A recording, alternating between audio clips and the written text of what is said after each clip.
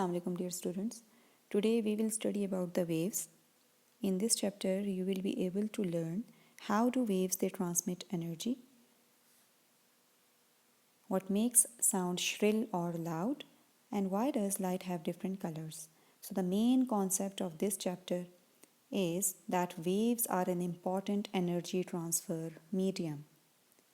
Waves कहा किसको जाता है? लहरों को वेव्स कहते हैं.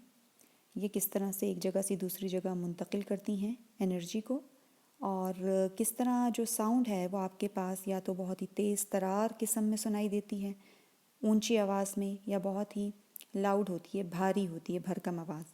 And why does light have different colours. Light के डिफरेंट कलर स्पेक्ट्रम में क्यों नज़र आते हैं. जो वाइट लाइट है, जो सन लाइट है, उसको अगर स्पेक्ट्रम में से गुजारें, प्रिज्म में से, तो उसके साथ डिफरेंट कलर्स बनते हैं. And why is it so. Main concept इस चैप्टर का ये है कि वेव्स जो हैं ये एनर्जी को ट्रांसफ़र करने के लिए बहुत ही इम्पॉर्टेंट प्रोसेस या मैकेनिज़्म के तौर पर काम करती हैं. Waves. One of the simplest waves to visualize is the water wave formed by dropping a pebble in a still water pool. आप लोगों ने अक्सर ये ट्राई किया होगा कि खड़े पानी में अगर आप पेबल पीस ऑफ स्टोन डालते हैं तो उस पानी में वेव्स जनरेट होती हैं लाइक दिस, सर्कुलर मैनर में. ठीक है, इन अ सर्कल वेव्स की जनरेशन होती है, प्रोडक्शन होती है from the centre point. So we see that the pebble dropped into the water created a disturbance which spreads out. This disturbance is the wave. और ये बेसिकली है क्या? जैसे ही आप इसमें पेबल पीस ऑफ स्टोन डालो या कोई और चीज़ सब्सटेंस डालते हो पानी में, स्टैंडिंग वाटर में, तो आपके पास सर्कुलर मोशन में वेव्स जो हैं वो जनरेट होना शुरू हो जाती हैं. ये क्या है? बेसिकली डिस्टर्बेंस है, और इसी डिस्टर्बेंस का नाम क्या है? Wave. A wave is any disturbance that transmits energy through matter or empty space. Wave basically disturbance या हिंड्रेंस का नाम है जो ट्रांसमिट करता है, जनरेट करता है, एक जगह से दूसरी जगह हेल्प करता है मूव करने में एनर्जी को थ्रू मैटर. मैटर की कोई भी टाइप हो सकती है, चाहे वो सॉलिड हो, लिक्विड या गैस. लेकिन इस केस में हम लोगों को जो मैटर की फॉर्म नज़र आ रही है वो क्या है? लिक्विड है. लिक्विड में पेबल फेंकने से एक डिस्टर्बेंस क्रिएट हो रही है और वेव्स जो हैं वो जनरेट हो रही हैं, प्रोड्यूस हो रही हैं. इसके अलावा एम्प्टी स्पेस में भी वेव्स जो हैं वो जनरेट या प्रोड्यूस हो सकती हैं. फॉर एग्ज़ाम्पल एयर में, या सन की जो लाइट है वो जब ज़मीन तक पहुंचती है, या उसकी हीट है, तो ये भी हमारे पास एनर्जी की ही फॉर्म्स हैं. Energy can be carried away from its point of production. और एनर्जी जो है वो कहाँ से पैदा होगी, जनरेट होगी? यहाँ से आएगी पॉइंट ऑफ प्रोडक्शन से, और जनरेट होगी टूवर्ड्स इट आउटर पेरिफ्री, या अपने से, यानी कि जनरेशन जो पॉइंट है मेन, वहाँ से दूर जाती जाएगी. इसका असर जो है दूर पा होगा. However the material through which the wave moves is not transmitted as a whole. लेकिन जो मटेरियल है इस केस में उसकी ट्रांसमिशन नहीं होगी, जस्ट वो जो वेव है, एनर्जी की जो फॉर्म है आपके पास, उसकी जनरेशन होगी, उसकी मूवमेंट होगी.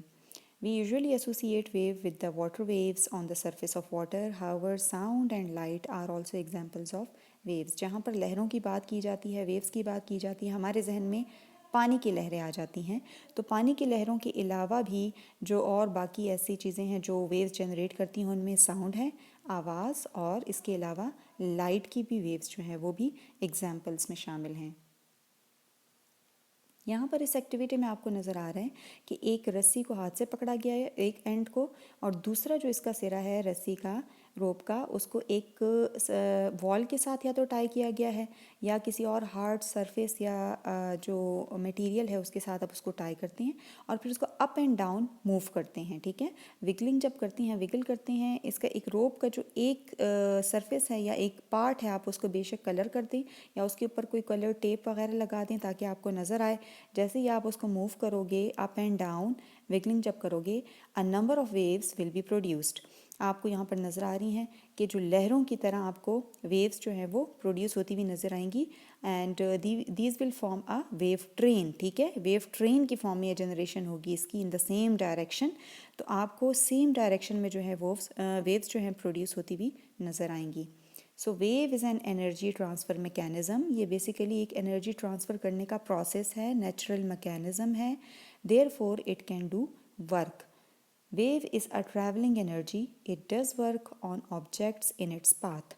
और ये हमारे पास एक ट्रैवलिंग एनर्जी है जो एक डायरेक्शन में मूव करती है, जिस डायरेक्शन में उसको सब्सटेंस को या ऑब्जेक्ट को मूव किया जाए। वेव जब जनरेट होगी तो मतलब उसकी ट्रैवलिंग फॉर्म में एनर्जी जनरेट होगी और उसके रास्ते में जो भी चीज़ आएगी उसके ऊपर ये वर्क डन करेगी या उसके ऊपर ये असरअंदाज होगी, एक्ट करेगी। एग्जाम्पल यहाँ पर आप देख लें, the waves travelling through a pond do work on anything floating on the surface of the water. यहाँ पर एक एग्जाम्पल मैंने मेंशन कर दी है। जैसे ही आप पेपर बोट बनाते हैं और उसको पानी में, चाहे स्टैंडिंग वाटर हो, बेशक स्टैंडिंग वाटर में आप जैसे पेबल डालते हो, पीस ऑफ स्टोन, और साथ में उसकी जब लहरें बनना शुरू हो जाती हैं सर्कुलर वे में और उसमें आप बोट को रखते हो, तो आप नोटिस करते हैं जो बोट जो है वो अप एंड डाउन मूव करना शुरू हो जाती है। इन सम केसेस जो है वो थोड़ा आगे फॉरवर्ड की तरफ मूव करना शुरू कर देती है, थोड़ा आगे भी जाती है जब तक वो वेव्स जो हैं वो पानी में रहती हैं। तो यहाँ पर इसका मकसद क्या है कि वेव जो है हमारे पास एनर्जी की ही फॉर्म है, एनर्जी को आगे ट्रांसफ़र करने में हेल्प करती है। So the fact that any object on the water moves up and down indicates that the waves are transferring energy. तो यहाँ पर हमें इस चीज़ से क्या पता चलता है कि इनफैक्ट वाटर जो है, पानी, वो उस ऑब्जेक्ट को जो उसके पाथ में, रास्ते में आता है, उसको अप एंड डाउन मूव करता है। In case of the standing water, की पानी जब बह ना रहा हो बल्कि खड़ा हो पानी, पॉन्ड वगैरह की एग्जांपल में, तो उसमें ये वेव्स जो हैं एनर्जी को ट्रांसफ़र करती हैं और एज अ रिज़ल्ट बोट जो है वो अप एंड डाउन पानी में मूव करेगी। यहाँ पर एक और एक्टिविटी जो है आप कर सकते हैं। कोई भी एक लॉन्ग रेक्टेंगुलर पैन ले लें, ट्रे ले लें और उसको पानी से ज़रा फिल कर दें। पानी जब आप फिल करोगे तो आप उसमें डिफरेंट तरीक़ों से वेव्स को बनता हुआ देख सकते हैं। पहले क्या करें आप, try making waves by sticking the end of a pencil into the water by moving a wide stick back and forth. ठीक है, आप स्टिक को क्या करें, बैक एंड फोर्थ मूव करें और फिर उसको पानी में थोड़ी देर के लिए रखें, and by striking the side of the pen, या आप जो पेन की साइड से उनको स्ट्राइक करें तो डिफरेंट पैटर्न में आपको वेव्स जो हैं वो प्रोड्यूस होती हुई नज़र आएंगी। इसके अलावा आप प्लेस कर सकते हैं, रख सकते हैं वुडन ब्लॉक्स को भी, हल्के जो होते हैं, लाइट वेट, या कुछ और ऑब्स्टिकल्स को, किसी और ऐसी किस्म की चीज़ को जो ऑब्स्टिकल के तौर पर एक्ट करे into the pen, and watch how the waves change when they encounter the obstacle. इसमें आप इसी तरह से जो पेपर से बनी हुई बोट है, अगर वो उसको रख देती हैं और ट्रे के जो कॉर्नर्स हैं उसको आप स्ट्राइक करते हैं विद दैट ऑफ पेंसिल, तो जो वेव्स जनरेट होंगी और बोट के रखने से वेव्स की डायरेक्शन या उसकी जो प्रोडक्शन है वो चेंज होती हुई नज़र आएगी। और प्रॉपर्टीज़ आ जाती हैं वेव्स की कि इनकी कौन कौन सी प्रॉपर्टीज़ हैं। There are many ways to describe or measure a wave. बहुत से तरीके हैं जिनसे हम लोग वेव्स को डिस्क्राइब भी कर सकते हैं और उनको मैयर भी कर सकते हैं। तो some wave properties they are given as under, आपकी बुक में जो दिए गए हैं उनमें ये कुछ प्रॉपर्टीज़ जो गिवन हैं, खसूसियात जो हैं वेव की, लहरों की, उनमें सबसे पहले आ जाती है एक खसूसियत उसकी, वेव लेंथ, वेव की जो लेंथ है। So it is the distance between two consecutive wave peaks. In this figure आपको नज़र आ रहा है टू कंसेक्टिव जो डिस्टेंस है between these two wave peaks, जो वेव की एक ये वाली पीक है और एक ये पीक है। ठीक है, दोनों के दरमियान जो फासला है, जो डिस्टेंस है, इसको हम लोग वेव लेंथ कहते हैं। The shorter the wavelength the more energy the waves have, the unit of wavelength is metre. तो यहाँ पर तो आपको एक नॉर्मल साइज़ की जो है वो वेव लेंथ नज़र आ रही हैं, वेव्स नज़र आ रही हैं, इतनी शॉर्टर नहीं है। तो यहाँ एक पीक से लेकर दूसरे पीक तक का डिस्टेंस वेव के दरमियान जो है वो वेव लेंथ कहलाता है। जो दूसरी इंपॉर्टेंट प्रॉपर्टी है that is it's amplitude. Amplitude जो है वेव की, it is a measure of the displacement of the waves from its rest position. For example, ये आपके पास रेस्ट पोजीशन है, यहाँ से यहाँ तक का डिस्टेंस, जो मैक्सिमम डिस्टेंस है, जो पीक तक का डिस्टेंस है, वो इसका एम्पलीट्यूड कहलाता है। ये हाइट है वेव की ज़ीरो से, मतलब ये ज़ीरो पॉइंट है और ये इसका मैक्सिमम पीक लेवल है वेव का। तो ये जो हाइट होगी, basically this is the amplitude of a wave. So the amplitude is generally calculated by looking on the graph of a wave and measuring the height of the wave from the resting position. ये resting, यहाँ से ये resting position है इसकी, यहाँ से यहाँ तक का जो height का distance है जो measure हो सकता है, आपको नज़र आ रहा है, this is the amplitude. ये आपके पास upward form में भी amplitude होता है और downward form में भी, ठीक है।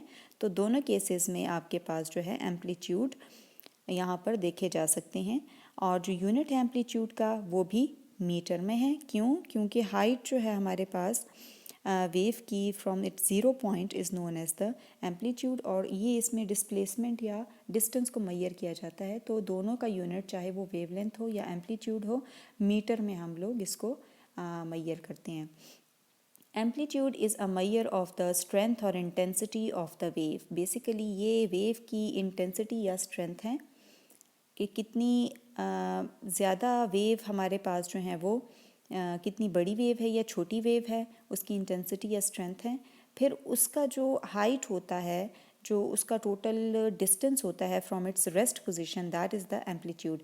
For example the amplitude of a sound wave, अगर साउंड वेव के एम्पलीट्यूड की बात की जाए, it determines the sounds loudness, कि कितनी ज़्यादा साउंड जो है वो लाउड है और क्लियर है। जब भी हम लोग टीवी का वॉल्यूम अप करते हैं, ज़्यादा करते हैं, दरअसल हम उसका एम्पलीट्यूड जो साउंड वेव्स का है वो इंक्रीज़ कर रहे होते हैं। इस फिगर में आपके पास जो है एम्पलीट्यूड बिल्कुल वाज़े है। रेस्टिंग पोजीशन से, ये ज़ीरो पोजीशन से मैक्सिमम ये पीक तक का जो डिस्टेंस है, ये जो हाइट है, बेसिकली ये एम्पलीट्यूड होती है वेव की। और जो वेव लेंथ है वो एक पीक से वेव की दूसरे पीक तक का डिस्टेंस जो है ये वेव लेंथ कहलाता है।